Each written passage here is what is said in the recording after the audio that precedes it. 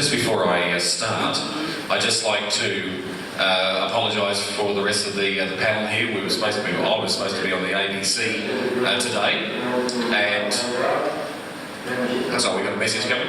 I was supposed to be on the ABC today, but unfortunately I got held up in that traffic accident on the Pacific Highway. So I hope everyone here just gives some thoughts to the families that are suffering with this tonight with that terrible accident near Rainbow Flats. So just an apology to the panel here for not being able to make it to the ABC today.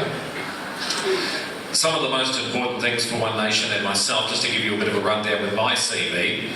I was born in Bundaberg. I was born into a cane farming family. I worked with Bundaberg Sugar for many years and followed my father into the sugar industry. And then I branched off into radio broadcasting, where for the last around 15 years I've been a broadcaster throughout Australia. I broadcast at the moment in Taree and speak to many of the political leaders, and probably as much as some of these gentlemen on the panel here, I've had much debate with people such as Tony Abbott, Kevin Rudd, Julia Gillard on quite a weekly basis. There's major issues in this country which we have to face. Some of the big ones are jobs.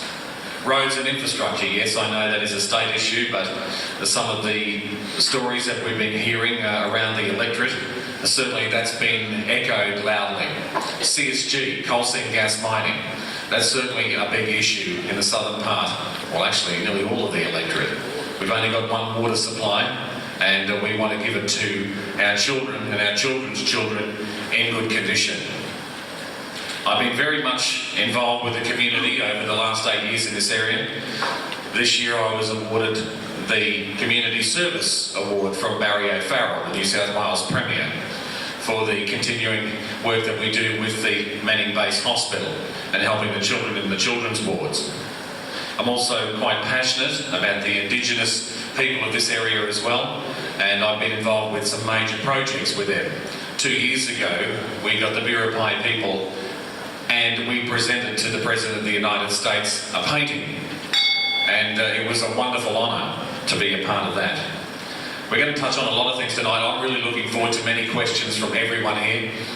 Please ask the hard questions. We want to answer them to you. And remember, whoever is selected September 7 will be representing you, and we need to continue making this area prosperous for the future.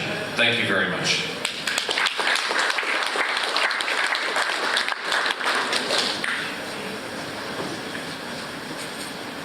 Hello, can you hear me? Yeah.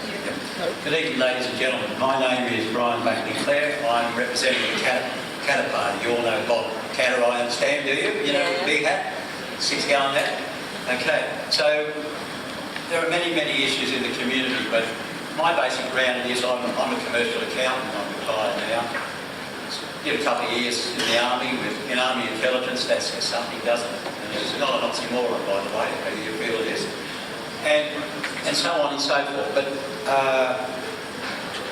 basically, I suppose you could say, what's my experience? Well, I've tried many a time to run for Parliament, whether it's state, federal or local government. My last time was the local government elections last year in Taree. I didn't get anywhere because I stood on a ticket with one of the councillors and they brought in above the line voting. That's pretty difficult for the people that are down the ticket. Anyway, leaving that alone, the most important issue that the Katter Party considers is employment, or the lack of employment for those on the unemployment benefits. And we are trying to devise a way that we can get around this problem and get them employed. Now, there's no point talking to big business, because big business doesn't employ most people. It's the small business enterprises that employ most people, something I believe is about 85%. So if that's the case, we have to look at getting these unemployed people attached to an employer under a contract, but the double payment will be the subsidy paid to that employer, take them on and train them, because that's the thing that's lacking in society. I'm saying take only on those people who have the will to work. There are people on the dole that just do not want to work and they won't work under a month of Sundays. But it's those that are willing to work, and there are a lot of them, because they're not only the young kids who left school, there are people that have been displaced in the community, jobs have closed down, and particularly those in their middle ages and towards 50 and 60, they can't get a job. And they have the families to support, and they have a great difficulty surviving on the dole. It's a very little money.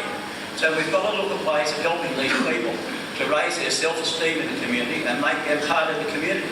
And by doing so, with this idea of the employers taking them on under contract, it will improve their situation. They'll have more money because their money will be topped up to $500 a week. There'll be more disposable money in the community, and therefore it will help small business and business generally.